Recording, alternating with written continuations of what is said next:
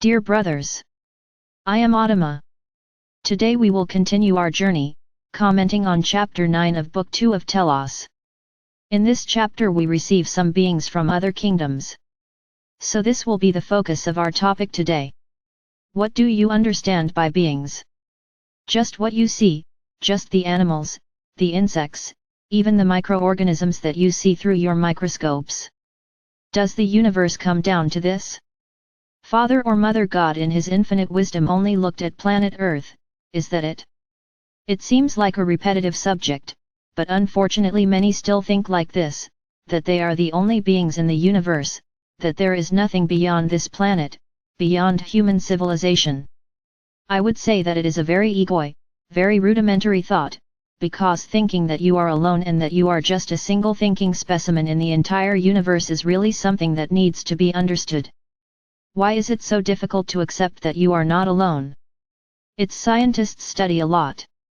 Many are guided by us.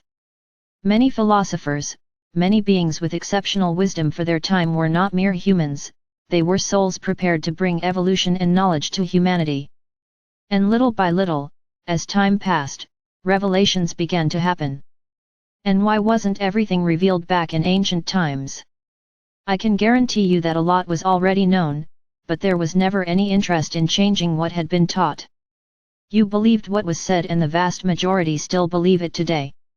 But I am not here to comment on the inability of many to open their minds, to expand their knowledge. On the contrary, I want to affirm that there have always existed on this planet, and throughout the universe, various types of beings and kingdoms. You establish that the animal kingdom is everything that thinks, that has consciousness. The vegetable kingdom are plants, they do not think and have no consciousness, the mineral kingdom much less, they are just stones that can be broken and scattered at will, but I can assure you that everyone is aware. Each kingdom is a living being, not within the perspective that you were taught to understand. Each crystal has its function, each vegetable has its function on the planet, each microorganism has its function on the planet. Keeping a planet like this in balance, with so much diversity of animals and plants, only the ability of Father or Mother God could create so much life, so much energy, so that everything existed in balance. You will still learn that there are kingdoms of all types, all variety of energies in the universe. You know very little. In their history books, many of these kingdoms are brought up as legends or something that needed to be said that didn't exist. Many writers receive precious information and put in their books such thoughts that often even they don't know how they got into their minds, but that actually take you through worlds that you think are legend and history, but which are true worlds. Many people, when they write films, books, stories, think that they are creating something totally absurd, but that it is worth writing about, because many of you like it. And why do you like it? Because your souls remember times when you were together with all of these mentioned.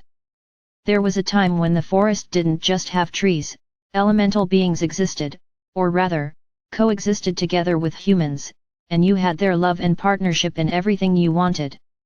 The plants were very well cared for because each being was committed to keeping them beautiful.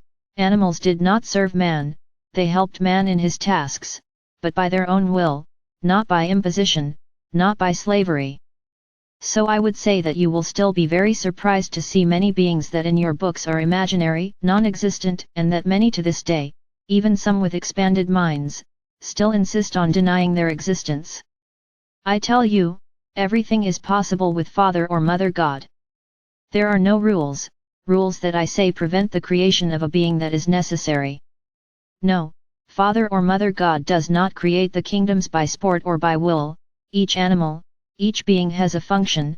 It is as if they were responsible for something that happens, for a reaction, for a process within nature and within the human being himself. You have elementals within your bodies, water, air, fire, and earth, and they are the ones who keep the entire balance and this whole thing working. Many find this absurd. So I would say open your hearts, open your minds, because you will meet beautiful beings that at some point, in a children's book or in a film, you have already seen.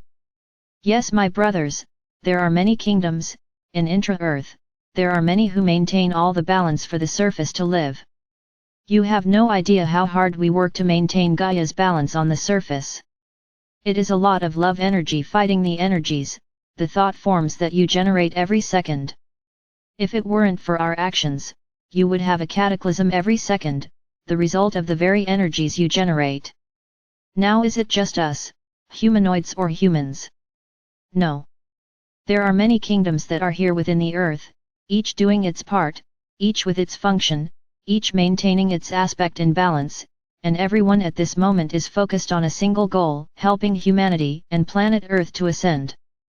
Open your hearts, open your minds, and when you look at a crystal, don't just see a lifeless stone with no reason to exist.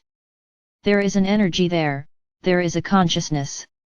In the same way, when you enter a forest, don't just see trees, there is a world of beings of various types, sizes, and shapes reigning there. Be respectful of where you enter, be respectful of where you walk. One day, very soon, you will have access to all these kingdoms, and many will certainly not believe what they are seeing.